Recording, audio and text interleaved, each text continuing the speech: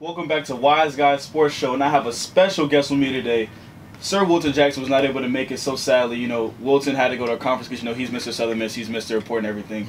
But I have a very capable co-host with me today, Mr. Perry Robinson, Junior Broadcast Journalism major. How you doing, Perry? Oh, I'm doing real good.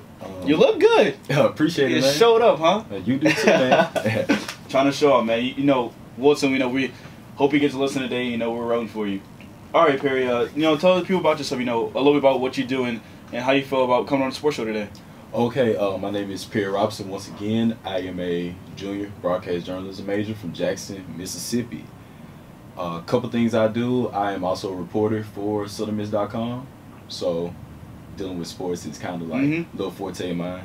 And eventually, hopefully, I can reach the pinnacle that Wilton Jackson has already set, so. Wilton, he's my guy, he's my co-host, but Wilton is just, he gets a little bit full of himself, don't you think so? I fully agree. I would think he's your friend. Yeah. I would think you guys are pretty close friends. So, Wilton gets a little bit full of himself, but it's okay, we'll let Wilton shine. Let's dive into some scores around the sports world right now.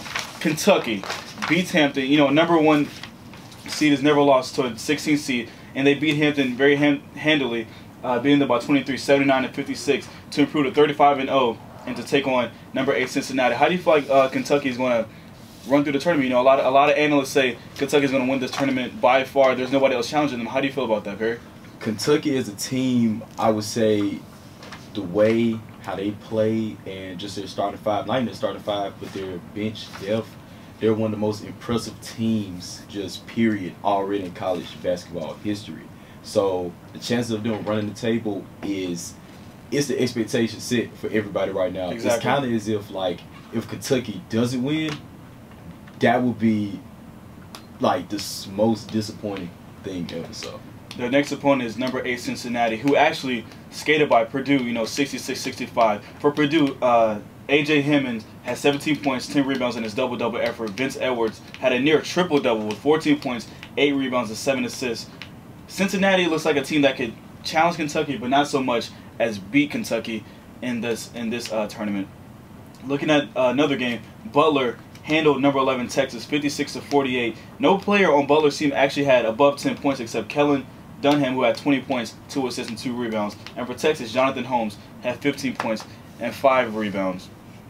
Looking at other games in the tournament, Georgia State upset Baylor. Yes. That was crazy. That was insane. Just March Madness at its best, huh? Yes, most definitely. Looking at that, it was kind of as if who would have thought Georgia State? Exactly. Baylor's been a powerhouse basketball team for as long as I can remember in my childhood. So for them to lose on something like of that magnitude is really mind blowing and really epitomizes March Madness at its best. But Georgia State, R.J. Hunter has 16 points. He 2 turnovers, so he really had an efficient effort. And Baylor Bears, no player scored above 10 points, just like the guy for Butler, except Terrion Price, before, who had 18 points in this game.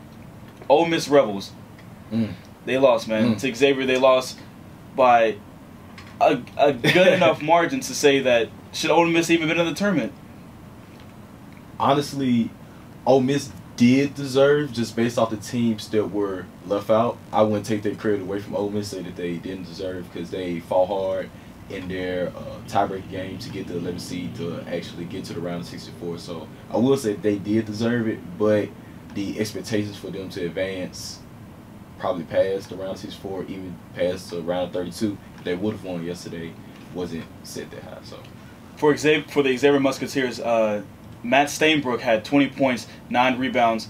Jalen Reynolds had 6 points off the bench. Another game in the March Madness is UCLA upsetting Southern Methodist University. 60-59.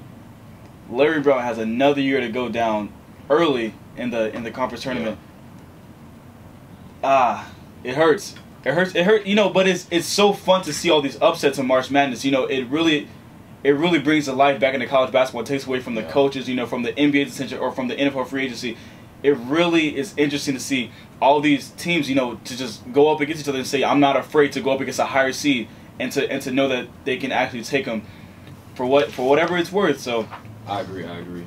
So on some NBA scores, the Suns defeated the Pelicans 74-72. The Rockets defeated the Nuggets 118-108. And my guy, James Harden, dropped 50 points on the Denver Nuggets. Yes. The Denver Nuggets are in a state of peril right now. You know, Brian Shaw was fired earlier in the season. Which I didn't agree with. I don't agree with it either, but results. It's every league right now is just about a results league. What have you done for me lately? And Brian Shaw just hasn't produced with that team. With the, you know, they have a bunch of role players. They don't really have that star, but they still just. You have Ty Lawson, Wilson Chandler, Danilo Gallinari. You had JaVale McGee for a point before they traded him to the 76ers, and they still couldn't pull out anything. But, you know, it is the Western Conference. Yeah, I was about to say, with the powerhouse and everything going on in the Western Conference, how much more could you probably expect is going on with that? And also, Denver had, I know last year kind of injury played and the year before also, but I'm not going to use it as an excuse for their production, though. So, moving into another game, the women's NIT Southern Miss advanced to the second round of the NIT by beating Texas Southern University. Tamara Jones had 26 points, 11 rebounds, and her double-double. If you were at the game last night, you just saw the excitement because she scored her 1,000th point as a Lady Eagle, and only seven Lady Eagles have ever done it in history. Coach Lee McNellis is one of them, and Geronte Clemens did it earlier in the season. But to see Tamara Jones hit an and 1-3, yes, crowd going wild, you know, screaming, ah, Tamara Jones, you know, it was insane to be in the building, to be in Regal Coliseum last night. Geronte Clemens had 9 points, 8 rebounds, and 5 assists, filling in that point guard role for Alex Coyne, who's out with a foot injury, and his coach lists her as day-to-day. How do you feel like Alex Coyne's absence is going to hurt or help Geronte Clemens' case for her senior season going into the next game against TCU? I wouldn't say that it would hurt that much because I'm confident in coach that they'll make those adjustments going to practice and going into playing against TCU. So not as much, like it won't hurt them as much as some people may think, but I'm confident in our women's basketball team that going to TCU for the next round in WNIT that they'll be